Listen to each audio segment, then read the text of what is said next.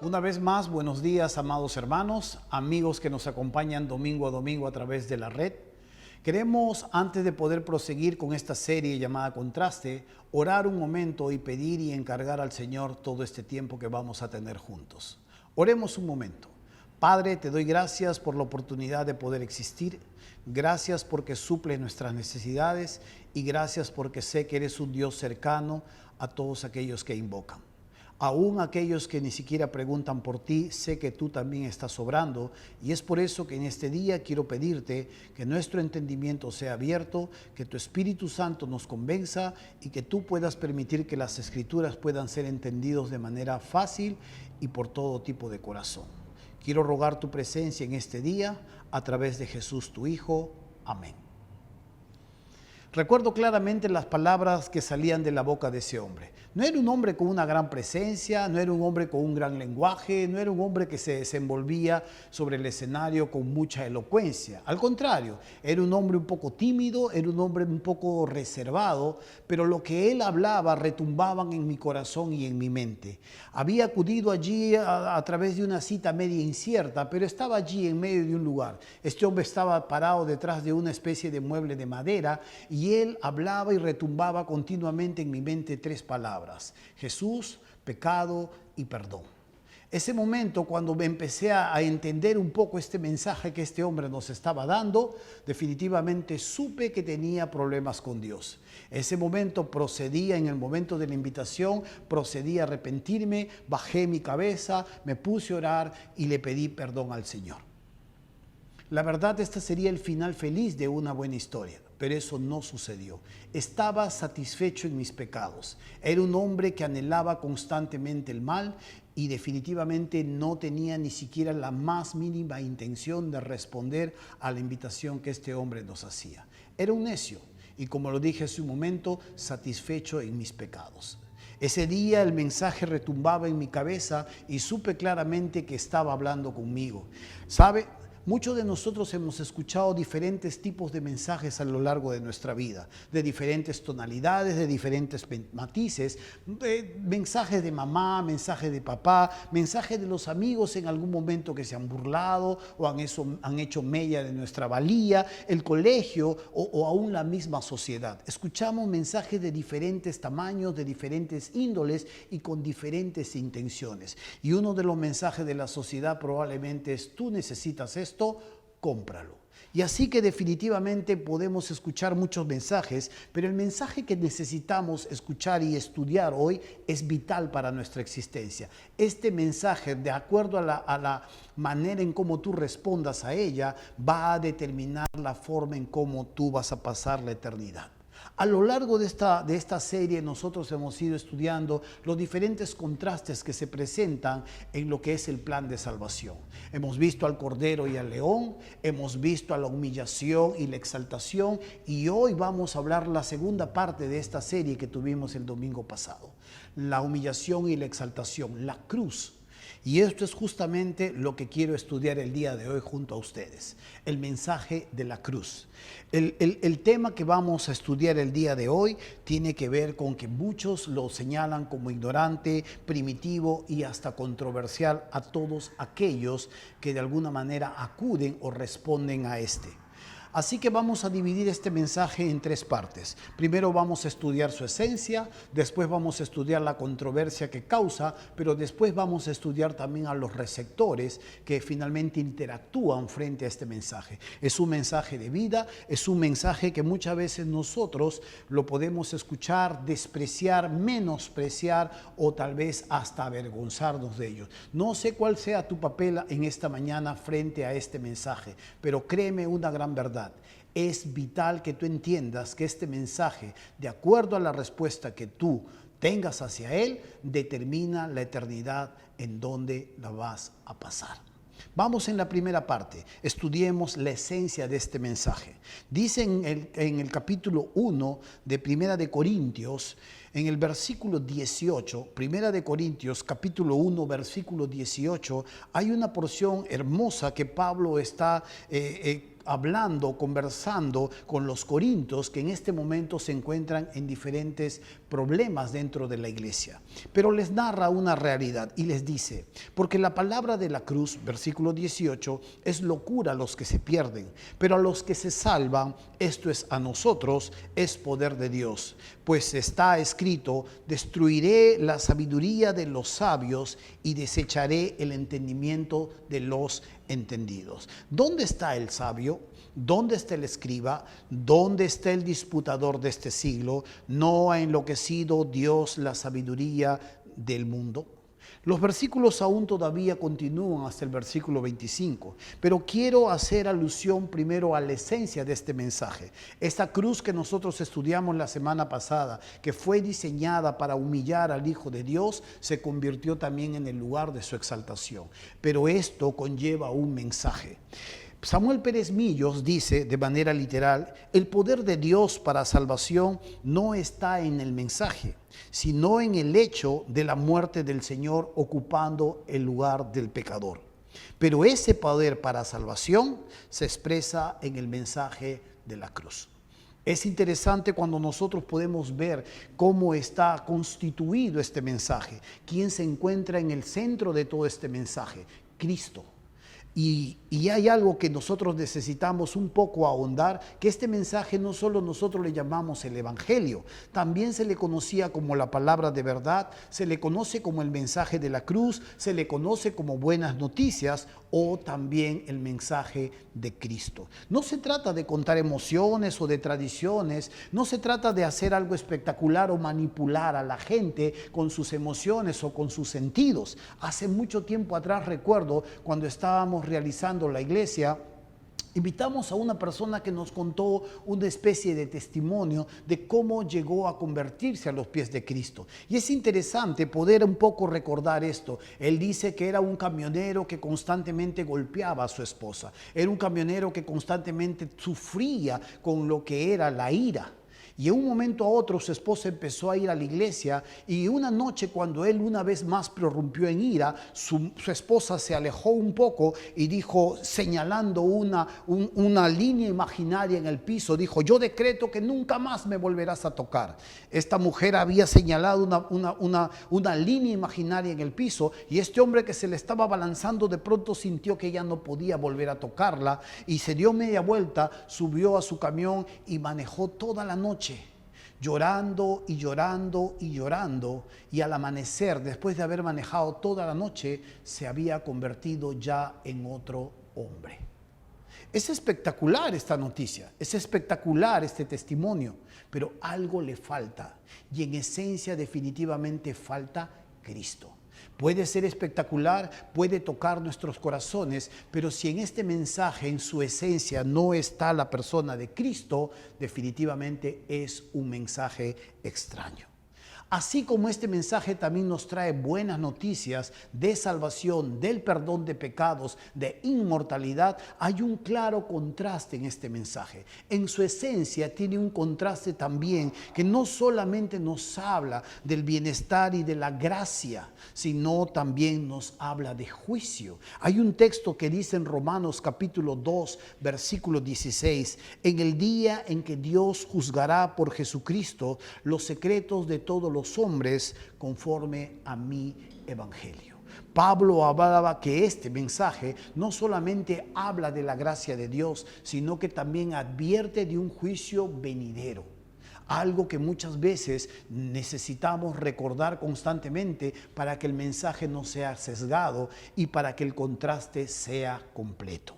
Así como Dios anuncia momentos de gozo, de ríos de agua viva fluyendo en el corazón del hombre, del acercamiento de Dios a la humanidad, del perdón total de los pecados y del acercamiento hacia la inmortalidad, también Dios nos muestra en este mensaje que aquellos que rechazan este mensaje verán cómo sus gusanos nunca mueren, oirán cómo sus dientes rechinan y a su vez sentirán cómo sus rodillas constantemente golpean ante la más densa oscuridad lejos de Dios. ¿Sabe? Este mensaje muchas veces es estorbado por el enemigo de Dios. Las Escrituras nos dice que si aún está encubierto este evangelio, está encubierto justamente porque Satanás, el príncipe de este siglo, ha cegado el entendimiento de los incrédulos para que no les resplandezca la luz de Cristo. Y sí, constantemente Dios está tratando de alumbrar el entendimiento, Dios está tratando de traer luz, de alumbrar el corazón, y Satanás está tratando de cegar la vista de aquellos que de alguna manera son acercados a la luz. Hay muchas maneras en cómo Él las hace. Los afanes personales que nunca paran, los anhelos terrenales nos hacen de perder de vista la ciudad celestial, los disfrutes banales, pasajeros, a su vez las enfermedades, las limitaciones financieras, fortalezas pecaminosas, hábitos degradantes, filosofías, ciencias engañosas, religiones que apelan a la avaricia. Tú puedes, dale a Dios, negocia con Dios, o a su vez también el temor y la superstición.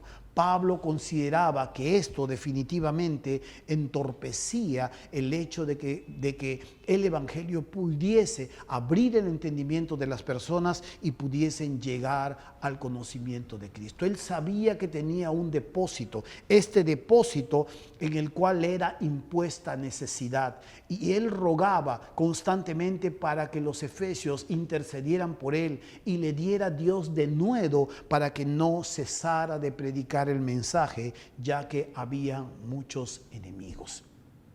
Pero a veces nuestro corazón puede ser un poco como esta historia que vemos en el Antiguo Testamento, esta historia de los leprosos. ¿Sabe?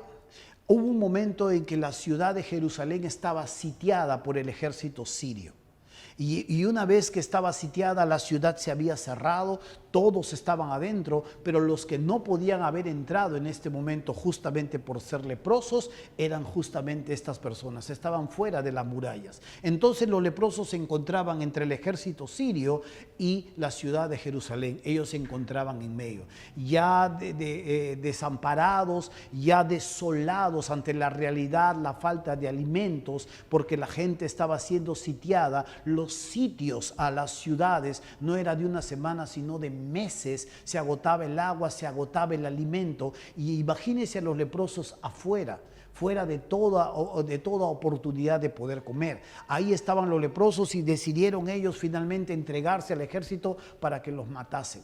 Así que caminaron rumbo hacia el campamento de los sirios y, oh sorpresa, que encontraron que el campamento estaba vacío.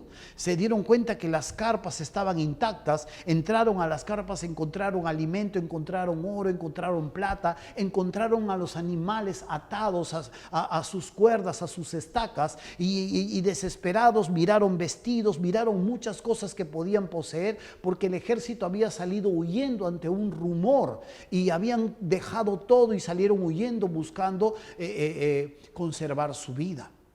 Así que los leprosos empezaron a mirar todo esto, agarraron vestido, agarraron oro, empezaron a comer, se saciaron, corrieron hacia las cuevas y escondieron estas cosas, y luego volvieron a hacer lo mismo, volvieron a agarrar vestidos, a agarrar las cosas valiosas, corrieron hacia las cuevas y escondieron esto para más tarde ellos poder ser los dueños completos. Pero en uno de estos momentos ellos reaccionan y dicen esta palabra, y lo he copiado de manera literal aquí en las Escrituras, que empezaron a decirse el uno al otro: no estamos haciendo bien, hoy es día de buena nueva y nosotros callamos. Esto nos muestra claramente, de manera misteriosa, tal como estaba en las Escrituras, cómo Dios escondía esta verdad, pero que a su vez nos dejaba ver algunas pinceladas de lo que iba a suceder más adelante. ¿Qué simbolizaban estos leprosos? Definitivamente estos leprosos que llegaron a encontrarse con todas estas bendiciones, vieron que sus necesidades inmediatas de alimento y de vestido eran suplidas, pero vieron que sus necesidades más lejanas también eran suplidas cuando encontraron el oro y la plata.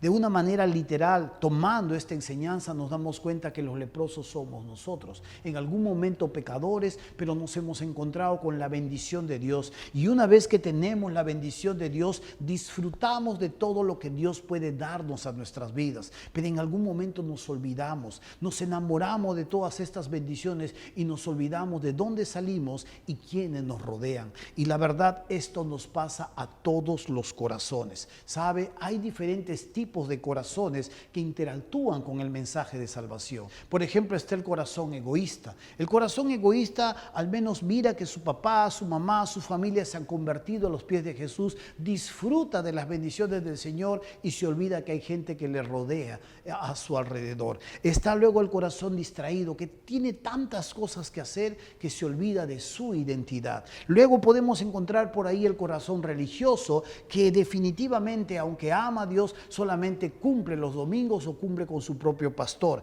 Luego el corazón avergonzado, el que está diciendo, ¿qué pensarán de mí? De repente si hablo un poco que me da vergüenza, yo no sé hablar en público, soy un poco tímido, o tal vez encontramos el corazón indiferente. Este corazón indiferente es el que dice, bueno, que lo haga otro. Finalmente hay muchas personas que podrían llevar este mensaje. Yo aún tengo muchas cosas que ver en mi vida y yo no me voy a meter. Para vergüenza mía lo digo y lo cuento.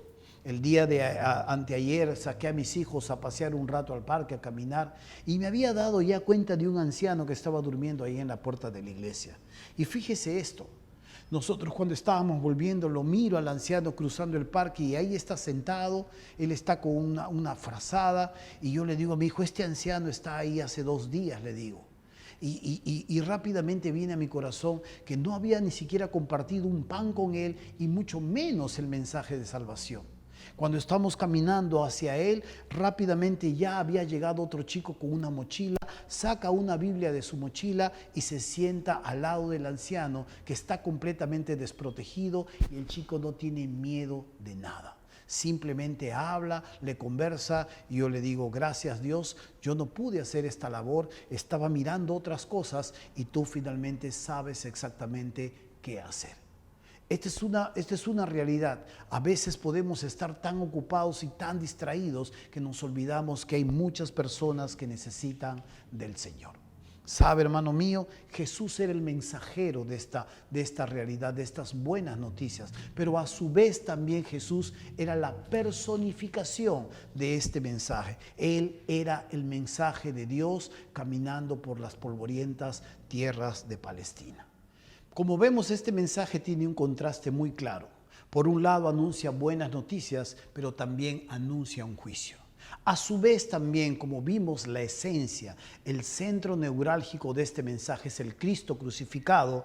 Este mensaje también causa controversia. Aquí es donde nos vamos a la segunda parte de este mensaje y vamos a entrar a la controversia. Dice en el versículo 18, porque la palabra de la cruz es locura a los que se pierden, pero a los que se salvan, esto es, a nosotros, es poder de Dios, pues está escrito, destruiré la sabiduría de los sabios y desecharé el entendimiento de los entendidos. Es interesante poder ver que dentro de todo esto, dentro de todo el bienestar que Dios promete a su humanidad, hay una controversia constante, porque nos muestra un claro contraste entre 3 grupos de personas. En realidad aquí hay 2 grupos. Dice aquí el versículo 18, es locura a los que se pierden, pero a los que se salvan, esto es, a nosotros, poder de Dios. ¿Sabe? El apóstol Pablo aquí divide a 2 grupos de personas, los que se pierden y los que se salvan. Antiguamente los griegos romanos dividían la humanidad en 2 grupos de personas, los griegos y los romanos, pero el otro grupo ellos los llamaban los bárbaros. De la misma manera los judíos también dividían la humanidad de 2 maneras, los judíos y los gentiles. Pablo está haciendo alusión un poco a esta división que se da en la humanidad y él habla ahora solamente a la luz de la cruz, a la luz del mensaje que la cruz emite entre los que se pierden y simplemente entre los que se salvan. ¿Sabe? En la cruz nosotros podemos ver allí una nueva ruta en los tiempos. En este momento álgido, Dios juzgó al mundo y lo ha condenado y lo está llevando hacia su fin. Así que no nos debe extrañar mucho acerca de lo que está aconteciendo en estos tiempos. Pero sabe, este mensaje es controversial. Dios tomó forma humana, dice la sociedad. Dios ha sido crucificado, ha resucitado, se ha ido al cielo, va a volver, me quiere perdonar mis pecados. ¿Qué pecados? ¿De qué pecados me hablas? ¿Que me puede librar del infierno? El infierno está acá, dice el ser humano. Yo no creo en el infierno. Y definitivamente miran a este mensaje como una idea tonta e ignorante. Y sobre todo carente de evidencias. ¿Dónde están las evidencias? Muéstrame las pruebas. Este es un relato, esta es una historia, este es un mito de hace muchos siglos atrás. ¿Cómo me puedes decir que Jesucristo es el Señor de la humanidad y que con su crucifixión determinó el destino de toda una humanidad completa? Definitivamente es inconcebible que tú me puedas decir esas cosas. No tiene sentido, es ilógico. Eso es para gente que no razona. Yo determino mi destino. Y muchas frases así vamos a poder nosotros escuchar y vamos a poder nosotros ver acerca de cómo muchas veces el hombre es autosuficiente y muchas veces rechaza someterse a la autoridad de Dios. El hombre no cree en lo que la Biblia nos dice en cuanto al mal que ocurrió en este mundo, la caída y el pecado. El hombre más bien en su inteligencia, en su sabiduría, en su poder ha determinado otra forma de explicación para lo que sucede en la humanidad. Los griegos decían que la estupidez es la peor de las maldades. Hay que llevar a la gente a un mayor conocimiento y a un mayor conocimiento, mayor sabiduría, menos estupidez. Porque lo único que se opone al bienestar verdadero, decían los griegos, es definitivamente la estupidez. La psicología trata de buscar y modificar la conducta del ser humano, observa al ser humano y ve al hombre por medio de la razón y el entendimiento humano, ¿sabe? Pero sin embargo las Escrituras nos hablan que todo esto tiene un inicio, pero también tiene un final. La carne no puede entender el mensaje de la cruz. El hombre natural no puede entender el mensaje de la cruz. Este mensaje de buenas nuevas, este mensaje que trae bienestar y refrigeria a la humanidad, no puede ser entendida por el hombre natural. Por ejemplo, nosotros vemos allí a Pedro. Pedro está de pronto escuchando el mensaje de Jesús que le dice: Pedro, voy a ser crucificado, voy a padecer problemas, y está hablando a sus discípulos. Pedro lo llama hacia un lado y le dice al maestro que ninguna de estas cosas te acontezca. Y Jesús reacciona en ese momento y le dice a Pedro: quítate delante de mí, Satanás, porque no pones la mira en las cosas de Dios, sino en la de los hombres. Pedro no podía entender que la cruz era necesaria para la salud de la humanidad. Él, con su simple vista humana, no lo podía entender. Aún cuando estuvo en el huerto de Getsemaní, cuando el maestro estaba siendo entregado, sacó su espada y cortó la oreja de un siervo de uno de los que estaban allí concurriendo. Sabe, hermano mío, el mensaje de la cruz es locura para los que se pierden, pero sabiduría de Dios para los que vamos rumbo hacia la eternidad. Recuerde esto: el mensaje de la cruz es locura para los que se pierden, pero sabiduría de Dios para los que vamos rumbo a la eternidad. Por eso dice el versículo 24: más para los llamados, así judíos como griegos, Cristo poder de Dios y sabiduría de Dios. Este es el segmento donde nosotros también entramos a tallar. En lugar de ser tropiezo para nosotros, más bien, en lugar de que sea despreciado como los sabios y como aquellos poderosos que buscan a Dios a su manera, nosotros más bien entendemos a Cristo como poder y como sabiduría de Dios. Dios tomó la iniciativa y la respuesta de darnos esa gracia a pecadores que estábamos de espaldas a Él. ¿Sabe? Pero a pesar de que Dios tomó la iniciativa, creer en Él no significa asentir de manera voluntaria todo lo que nosotros entendemos del mensaje y de alguna manera decir que estamos de acuerdo. No solamente es asentir positivamente, sino poner toda nuestra confianza en Él. Amigo que me estás escuchando, sé que tal vez Dios te ha dado inteligencia o Dios te ha dado mucha vitalidad, pero tienes que entender esta gran realidad. Sabes, hermano mío, si el Dios realmente que ama, un Dios que realmente ha enviado a su Hijo a morir por nuestros pecados, es el mismo Dios que está dispuesto a pasar por alto todas nuestras ofensas y a llamarte a una relación contigo. Esto no lo pudieron entender la civilización de aquellos momentos, porque pensando ser sabios, al contrario, Dios se burló de ellos. Esta sabiduría no la han tenido. Por eso el apóstol Pablo en 1 Corintios capítulo 2, versículo 8 dice, la sabiduría, la que ninguno de los príncipes de este siglo conoció. Porque si hubieran conocido, dice, nunca habrían crucificado al Señor de gloria. Allí en la cruz, este Dios que nosotros adoramos, este Dios que nosotros amamos, se reveló mucho más astuto que sus propias criaturas. También en la cruz demostró el poder más alto que sus propios enemigos. No solo anuló la sabiduría de este mundo, sino también anuló el poder de este mundo. Recuerde esto. A manera de repaso, los judíos buscaban el poder, necesitaban señales y los griegos buscaban el conocimiento, la sabiduría.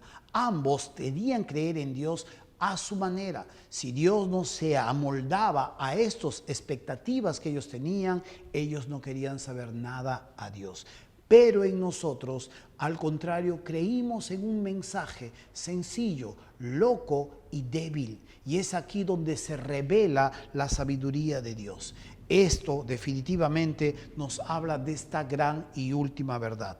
El mensaje de la cruz es locura para los que se pierden, pero sabiduría de Dios para todos los que vamos rumbo a la eternidad.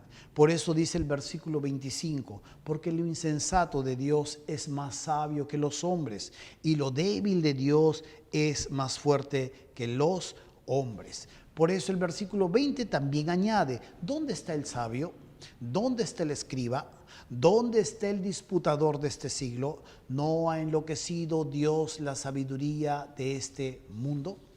Quiero culminar finalmente esta enseñanza y llamarlo a recapacitar, llamarlo a pensar, llamarlo a proyectarse, llamarlo a retomar. El mensaje que se nos dio en algún momento y al que respondimos nosotros de manera sencilla y honesta, convencidos por la presencia del Espíritu y la palabra viva en nuestros corazones, es el mismo mensaje que sigue calando en los corazones. No hay que añadirle, no hay que quitarle, no hay que manipular, no hay que adornarle. Sí requiere de nosotros un denuedo, un arrojo, un avance en nuestros corazones para ir hacia los demás. Alguien va a rechazar definitivamente. Jesús nos enseñó que muchos van a rechazar. Y cuando Él le encomendó a sus discípulos ir de dos en dos por los pueblos, preveyó también esta situación. Y dijo a los que los rechacen y a los que no les reciban, sacúdanse el polvo de sus pies y vayan a otra ciudad. A veces constantemente estamos hablando y hablando y hablando, llorando, rogando y pidiendo para que alguna de estas personas que amamos, de alguna de estas personas que tenemos un interés de que no pasen una eternidad sin Dios, respondan. A su debido tiempo Dios tocará sus corazones. A su debido tiempo Dios romperá esta tierra que está dura. Es necesario muchas veces abonar en este lugar para que la semilla pueda crecer. Pero la promesa de Dios es que esta palabra que nosotros damos es como una semilla que a su debido momento empieza a germinar en el corazón de las personas. Así que recuerde, este mensaje tiene una esencia y en el centro neurálgico de la esencia de este mensaje se encuentra el Cordero de Dios, allí colgado en un madero. El lugar que fue pensado para humillarlo también sirvió para exaltarlo. Pero recuerde también que este mensaje tiene una controversia. Así como anuncia buenas noticias, también anuncia un momento de juicio. Y recuerde también que no todos los que recepcionan este mensaje responden afirmativamente o positivamente a esta invitación. Algunos están buscando señales, algunos están buscando el poder y otros están buscando el conocimiento y la sabiduría. Y si Dios no se amolda a sus patrones o a sus expectativas, poco tienen que ver con este mensaje. Pero usted y yo, que hemos respondido al mensaje de la cruz, no nos cansemos de hablar, no nos cansemos de vivir y no nos cansemos de representar este mensaje que ha sido sembrado en nuestros corazones y que es definitivamente un tesoro valioso. Y a ti, amigo que me estás escuchando, hoy tal vez estás escuchando una vez más que Dios tiene un mensaje muy sencillo a tu corazón. Tienes que entender esta verdad: eres pecador. Y hayas hecho lo que hayas hecho, este pecado ha sido pagado en la cruz del Calvario. El Cordero de Dios que quita el pecado del mundo ha pagado por tus pecados. Y Él está dispuesto a que si tú vienes a Él en debilidad, reconociendo que eres pecador y que necesitas su perdón, Dios está dispuesto a poner sobre tu cabeza lo que su Hijo ha pagado en la cruz, su justicia. Y pasar por alto y limpiar de tu mente y de tu corazón todo tipo de maldad. Es un buen momento para responder al Señor. No sé qué puedes estar atravesando, no sé qué situaciones puedes estar viendo o qué situaciones pueden estar sucediendo. Pero fíjate, mira a los poderosos, mira a los inteligentes, batallando hasta ahora con un virus que ni siquiera lo pueden ver a simple vista. Ahí están. ¿Dónde está su dinero? ¿Dónde está su salud? ¿Dónde está su poder? Ni siquiera quieren salir. Algunos están hasta asustados detrás de sus paredes tratando de no mezclarse con los demás. Pero tú puedes entender esta gran verdad. Confía en Cristo, ven a Cristo y recibe a Cristo en este día. Vamos a orar. Padre, gracias por este momento. Dejamos este tiempo en tus manos. Dejamos que esta semilla germine a su debido momento y toca los corazones. También resplandece en los nuestros y permítenos, Santo Dios, ir en pos de lo que tú quieres. Permítenos vivir la identidad que nos has legado y permítenos, Santo Dios, poder cada vez más y más, no ser indiferentes a un mundo que nos rodea, sino al contrario, poder, Santo Dios, compartir el mensaje que tú nos has dado. Así lo ruego, Padre, en el nombre de Jesús, tu Hijo. Amén.